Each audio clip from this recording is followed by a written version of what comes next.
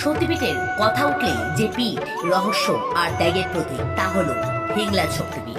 এই পীঠটি বর্তমানে পাকিস্তানের বালুচিস্তান প্রদেশে মকরান পাহাড়ের মধ্যে অবস্থিত।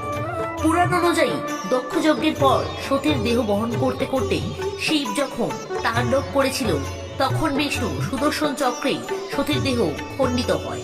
এখানে মাতা সতী ব্রহ্মরন্ধ্র বা মস্তিষ্কের অংশ পতিত হয়েছিল। এই পীঠে দেবীর নাম মাতা হিংলাজ দেবী।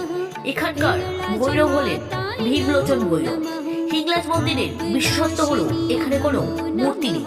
একটি প্রাকৃতিক গুহার মধ্যে দেবীর শক্তি বিরাজমান বলে বিশ্বাস। আজও দূর দূরান্ত থেকে হিন্দু ও মুসলিম উভয় সম্প্রদায়ের মানুষ হিংলাজ যাত্রায় অংশগ্রহণ করে, যা এই পীঠকে করে তুলেছে সম্প্রীতির এক অনন্য প্রতীক। কমেন্টে সবাই লিখে যাবেন জয় মা হিংলাজ।